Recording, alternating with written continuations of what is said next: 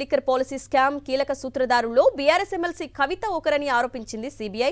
Indo spirits ఫెర్నాండ్ recharge అక్రమం ద్వారా లాభాలు ఆర్జించేందుకు ప్లాన్ చేశారని పేర్కొంది. నిన్న తిహార్ జైల్లో కవితను అరెస్టు చేసిన సిబిఐ తాజాగా రౌస్ అవెన్యూ కోర్టులో హాజరుపరిచింది. 5 రోజుల కస్టడీ కోరింది. చట్ట ప్రకారం కోర్టు అనుమతితోనే కవితను అరెస్టు చేశామని, అరెస్టుకు ముందు ఆమె భర్తకు సమాచారం ఇచ్చామని కోర్టుకు తెలిపారు సిబిఐ తరపు న్యాయవాదులు. అభిషేక్ బోయిన్పల్లి హవాలా రూపంలో డబ్బు చెల్లించారని, ఈ మొత్తాన్ని గోవా అసెంబ్లీ ఎన్నికల్లో ఖర్చు చేశారన్నారు. దినేష్ అరోరా, మాగుంట రాఘవ ఇచ్చిన వాంగ్మూలాలతో పాటు బుచ్చిబాబు వాట్సాప్ చాట్లో ఈ వ్యవహారం బయటపడిందని తెలిపారు. దీనిపై కవితను విచారించాల్సి ఉన్నందున 5 రోజులు సిబిఐ కస్టడీకి ఇవ్వాలని కోరింది సిబిఐ. సమాచారం లేకుండా సిబిఐ కవితను అరెస్టు చేసిందని ఆమె తరపు న్యాయవాదులు అరెస్టును సవాలు చేస్తూ 2 పిటిషన్లు దాఖలు చేశారు. సిబిఐ రిమాండ్ పిటిషన్తో పాటు కవిత పిటిషన్లపై లంచ్ తర్వాత వాదనలు విననుంది Rouse Avenue court. Lunch break తర్వాత కవిత పిటిషన్ పై వాదనలు విననుంది రౌస్ అవెన్యూ కోర్టు. అప్డేట్స్ మా ప్రతినిధి వెంకటేష్ అందిస్తారు. వెంకటేష్,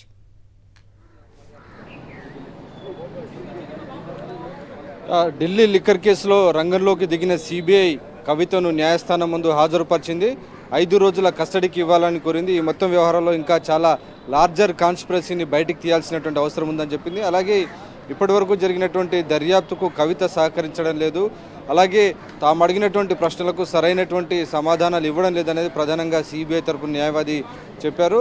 సో ఈ నేపథ్యంలో ఆమెను తమ కస్టడీకి తీసుకొని తమ వద్ద ఉన్నటువంటి ఎవిడెన్స్ను చూపించి మరింత సమాచారం రాబట్టేందుకు 5 రోజుల పాటు కస్టడీకి ఇవ్వాలని విజ్ఞప్తి చేశారు. అలాగే ఈ మొత్తం వ్యవహారంలో కూడా కవితని ఒక ప్రధాన పాత్రధారు, కింగ్ పిన్గా సిబిఐ కూడా అభివర్ణించింది. గతంలో ఈడీ కూడా ఇదే రకమైనటువంటి వాదన చేసింది. ఈ మొత్తం వ్యవహారంలో కవితని కింగ్ పిన్ అని చెప్తున్నారు. సో ఆమ్ ఆద్మీ పార్టీకి సౌత్ గ్రూప్కు మధ్య కవిత దళారీ పాత్ర పోషించారనేటువంటి అభియోగం సిబిఐ మోపుతోంది. దాదాపు 100 కోట్ల రూపాయలను సేకరించి సౌత్ గ్రూప్ ద్వారా వాటన్నిటిని ఆమ్ ఆద్మీ పార్టీకి చెల్లించింది.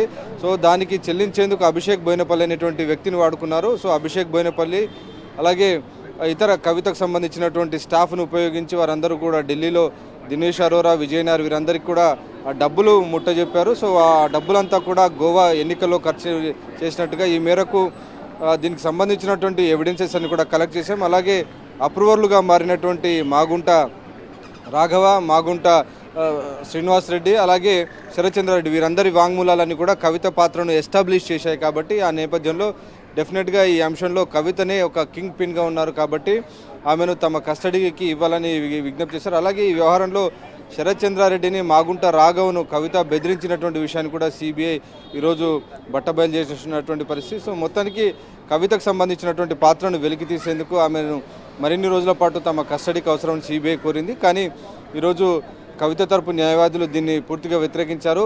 కవిత ప్రాథమిక హక్కులను ఉల్లంఘిస్తున్నారు, ఆమెకు కనీసం తమకు సమాచారం ఇవ్వకుండా నేరుగా అరెస్ట్ చేశారు. ఇంటరాగేషన్ సమయంలో కూడా ఎలాంటి సమాచారం ఇవ్వలేదు. నిజానికి ఒకవేళ కోర్టు అనుమతి తీసుకున్నట్టయితే కోర్టులో ఇచ్చినటువంటి అప్లికేషన్ ఇప్పటివరకు తమకు ఇవ్వలేదనేది ప్రధానంగా వారు తీసుకొస్తున్నారు. సో ఒక ఇంటరాగేషన్కి సంబంధించి కానీ అరెస్టుకు సంబంధించినటువంటి సమాచారం తమకు ఇవ్వలేదు కాబట్టి ఈ 2 అంశాలపైన తాము వ్యతిరేకిస్తున్నట్టుగా న్యాయవాదులు వాదించారు. సో కవిత తరపున న్యాయవాదుల వాదనలు వినేందుకు కోర్టు అంగీకరించింది. సో మధ్యాహ్నం 2 గంటల తర్వాత ఈ కేసుకు సంబంధించి కవిత తరపున న్యాయవాదుల యొక్క వాదనలు వినబోతుంది. ఆ తర్వాత కవితను రిమాండ్కి పంపాలా, కస్టడీకి ఇవ్వాలా లేదా అనే దానిపైన ఆర్డర్ ఇవ్వబోతుంది. సో మొత్తానికి ఈ వ్యవహారంలో ఇప్పటివరకు ఈడీ మనీ లాండరింగ్ అంశంలో దర్యాప్తు చేయగా ఇప్పుడు సిబిఐ అనేటువంటి సంస్థ చాలా ప్రీమియర్ ఆర్గనైజేషన్. సో సిబిఐ ప్రధానంగా ఈ కేసులో ప్రివెన్షన్ ఆఫ్ కరప్షన్ యాక్ట్ అలాగే IPC 120B కింద ఈ మొత్తం వ్యవహారంలో ఉన్నటువంటి నిజానిజాలన్నిటి కూడా నిగ్గు తేల్చబోతోంది.